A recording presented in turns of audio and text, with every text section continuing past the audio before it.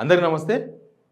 PCC president Telangana Congress అధ్యక్షుని గురించి పెద్ద కథ నడుస్తున్నది. ఏందంటే రేవంత్ రెడ్డి తీసుకుపోయిన జాబితానేమో తీసి పక్కన పెట్టిండ్రు. రేవంత్ రెడ్డి ఎవరు జాబితా పట్టుకుపోయిండు? ఎమ్మెల్సీ మహేష్ గౌడ్, తర్వాత బలరాం నాయక్ ఎంపీ, తర్వాత సీతక్క మినిస్టర్, ఇట్లా కొంతమంది పేర్లు ఆయనకు అనుకూలంగా ఉన్న వాళ్ళ పేర్లు తీసుకొని పోయిన తర్వాత ఢిల్లీలో కొద్దిగా ఇంతకుముందు లాగా లేదు. ఢిల్లీలో అంతా కచ్చా నడుస్తుంది. ఇంతకుముందు ఉన్నట్లుగా మనం ఏ పత్రం ఇస్తే ఆ పత్రం యాక్సెప్ట్ చేస్తలేరు వాళ్ళు. లోక్సభ ఎలక్షన్స్ రిజల్ట్ చూసిన తర్వాత లోక్సభ ఎలక్షన్స్లో ఈ లీడర్లను అందరిని చూసి ఈ అభ్యర్థులను ఇచ్చారు కదా. రేవంత్ రెడ్డి ఎవరికి టికెట్ ఇవ్వంటే వాళ్ళకి ఇచ్చారు. ఎప్పుడు లోక్సభ ఎలక్షన్స్లో వాళ్ళు 12 సీట్లు గెలవండి అంటే లేదు మేము 14 సీట్లు గెలుస్తామని చెప్పి హామీ ఇచ్చారు. ఆ అభ్యర్థుల లిస్ట్ అయిపోయినాక తీరా చూస్తే 8 గెలిచారు. ఆ 8 గెలిచిన తర్వాత హైకమాండ్ సర్వే చేసింది, త్రిసభ్య కమిటీ వచ్చింది, అందరితో మాట్లాడింది, పోయింది. మొత్తానికి ఏదో ఢిల్లీలో కచ్చా నడుస్తుంది. ఆ కచ్చ ఏంటంటే రేవంత్ రెడ్డి తీసుకుపోయిన ఏ లిస్ట్ కూడా ఫైనల్ కాదు. రేవంత్ రెడ్డి తీసుకుపోయిన అన్ని ఏదో మతలబు ఏదో కిరికిరి ఉందనేది హైకమాండ్కి అర్థమైంది.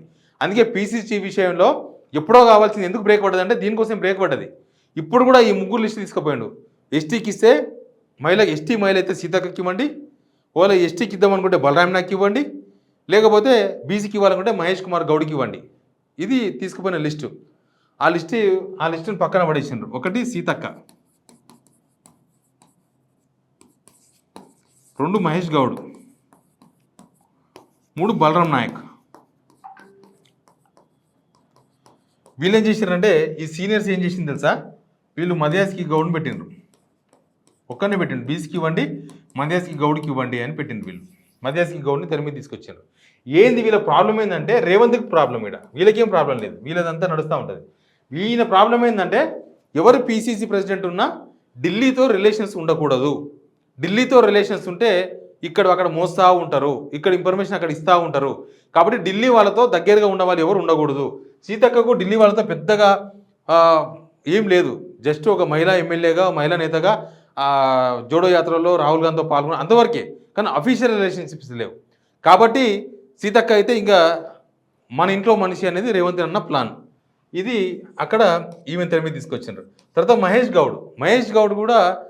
గౌడ్ ఫస్ట్ నుంచి కాంగ్రెసే, లాయలిస్టే. కానీ ఆయన రేవంత్ మనిషిగా ముద్రపడ్డాడు.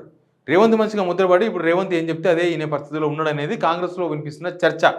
కాబట్టి మహేష్ కుమార్ గౌడ్ కూడా తీసుకొస్తే కాంగ్రెస్లో సీనియర్ అయినా సరే ఆయన ఢిల్లీలో మిగతా వాళ్ళకు ఉన్నంత రిలేషన్స్ లేవు, మనం మేనేజ్ చేయొచ్చు అనేది రేవంత్ రెడ్డి గారి ప్లాన్. మహేష్ కుమార్ గౌడ్ మనకు తెలియకుండా ఏమీ చెయ్యడు, ఏం జరిగినా మన చేతిలో ఉంటాడు, ఏం చేసినా మనం ఏం చెప్పినట్టు వింటాడు అనేది ఆయన ప్లాన్. ఇంకొకటి బలరాం నాయక్ గురించి మీకు తెలుసు. ఆయన కేంద్ర మంత్రి కూడా పనిచేసిన గతంలో, కానీ ఢిల్లీలో పెద్దగా రిలేషన్స్ ఏం లేవు. సామాజిక వర్గాల కోటాలో ఆయనకు కేంద్ర మంత్రి వచ్చింది, ఇప్పుడు ఎంపీ కూడా అయ్యిండు, కానీ ఏమీ కాదు. కాబట్టి వీళ్ళ ముగ్గురిలో ఎవరికొరికి ఇవ్వాలనేది రేవంత్ రెడ్డి ప్లాన్. దీనిలో మహేష్ కుమార్ గౌడ్ పేరు బాగా గట్టిగా వినిపిస్తుంది కూడా ఇప్పుడు కూడా. ఈ టైంలోనే వీళ్ళేం చేసిన సీనియర్స్ అందరు కలిసి మధ్యాస్కి గౌడ్ని తెర మీద తీసుకొచ్చారు. మధ్యాస్కి గౌడ్ ఏంటంటే మధ్యాస్కి గౌడ్ ఉండకూడదు అనేది రేవంత్ రెడ్డి ప్లాన్. మధ్యాస్కి గౌడ్ ఉంటే ఏమవుతుందంటే ఈయన అంతకుముందు 2 సార్లు ఎంపీగా పనిచేసిన అయినా, ప్లస్ ఢిల్లీలో మంచి రిలేషన్స్ ఉన్నాయి. రాహుల్ గాంధీతో అయినా, సోనియా గాంధీతో కూడా డైరెక్ట్గా మాట్లాడగలడు, ఉద్యమకారుడు. అదంతా ఆయనకు ఒక ఫెచ్ ఉంది మధ్యాస్కి అవుతే ఏమవుతుంది తెలుసా? ఇక్కడ జరిగే ప్రతి ఇష్యూను హైకమాండ్ తీసుకుపోతాడు. ఇక్కడ ప్రతిదీ ఏదో కంప్లైంట్ రూపంలో తీసుకుపోతాడు. ఈ సీనియర్స్కి ఒక వాయిస్ దొరుకుతుంది. సీనియర్లు చెప్పదలుచుకున్నది మధ్యాస్కి గౌడ్ గారి ద్వారా హైకమాండ్కి చెప్పిస్తారు అనేది ఒక ప్రధానమైన అనుమానం రేవంత్ రెడ్డికి. అందుకని మధ్యాస్కిని కానియకుండా మహేష్ కుమార్ గౌడ్ని తెర మీద తీసుకొచ్చి మహేష్ కుమార్ గౌడ్కి ఇప్పించే ప్రయత్నాలు నడుస్తున్నాయి. కానీ మొన్న ఢిల్లీ పోయినప్పుడే ఉత్తమ్ కుమార్ రెడ్డి, బట్టి, శ్రీధర్ బాబు వీళ్ళందరూ మహేష్ కుమార్ గౌడ్ ప్రెసిడెంట్ వద్దు, మధ్యస్కి ఇవ్వండి, ఆయన అందరిని కలుపుకుపోతాడు, ఈయన కూడా గౌడే, ప్లస్ ఈయన కూడా లాయలిస్టే, ఈయన అన్నీ చేయగలడు, ఈయన హైకమాండ్కి అనుకూలమైన వ్యక్తి అని చెప్పి వీళ్ళు కూడా రిపోర్ట్ ఇచ్చి వచ్చిండ్రు.